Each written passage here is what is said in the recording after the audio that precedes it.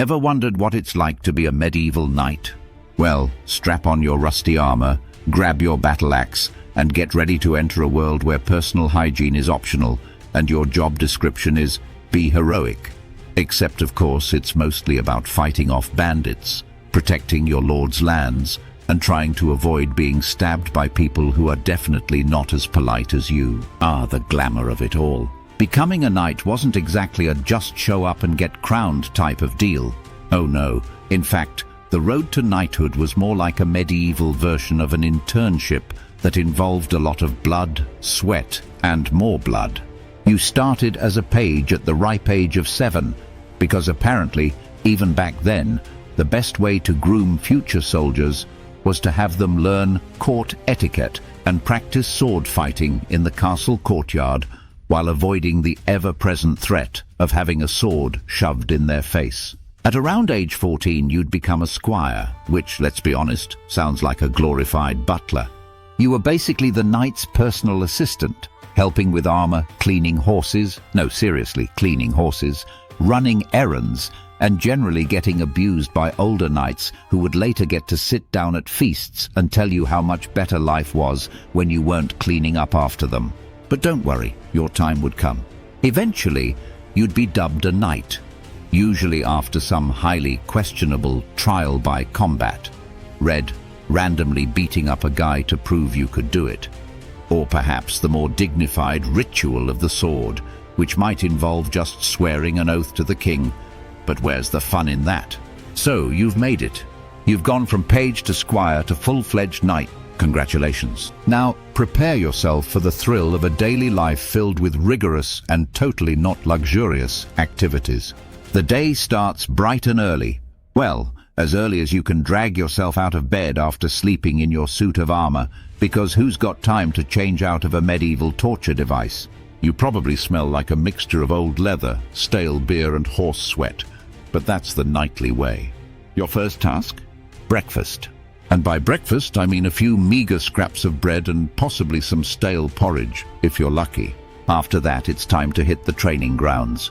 Forget relaxing mornings or a leisurely stroll to the local tavern. No, you've got sword drills, jousting practice, and the occasional brawl with other knights who can't help but show off how much better they are than you.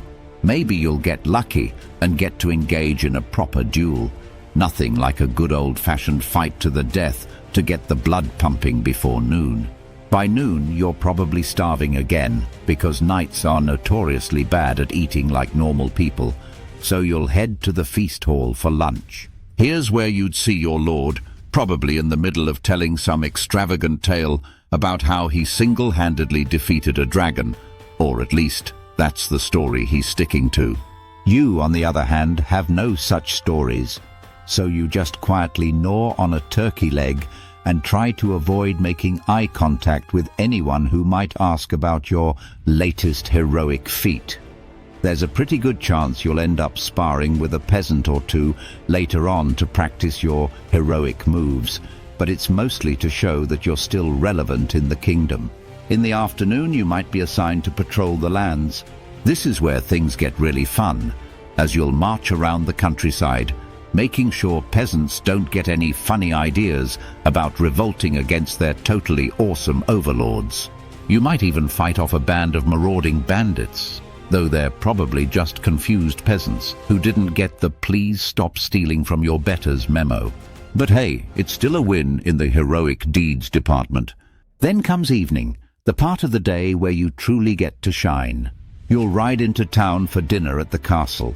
Again, more bread and some questionable meat, followed by a few rounds of drunken boasting, and perhaps a minstrel or two singing songs about your many exploits, which you've definitely exaggerated.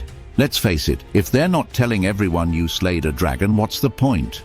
By the time you stagger back to your quarters, you're so tired you might fall asleep standing up, still clad in armor. But really, don't be fooled by the glamorous tales of knights. Sure, you might have the fancy title, the armor, the horse, but most knights spent their days running errands for their lords, fighting in petty skirmishes, and basically being unpaid bodyguards. In between saving villages from marauding invaders and rescuing damsels in distress who, by the way, were probably totally fine without your help, you'd have a ton of downtime, where the best thing to do was practice sword fighting and complain about how much armor chafed. In the end, being a medieval knight wasn't all jousting tournaments and roaring crowds. It was mostly a grind. But hey, at least you got to ride a horse and occasionally be in the spotlight for a minute before someone else came along to steal your thunder and possibly your land. So here's to the brave knights, forever doomed to battle, drink, and be generally a little gross, living the medieval dream, one dirty day at a time.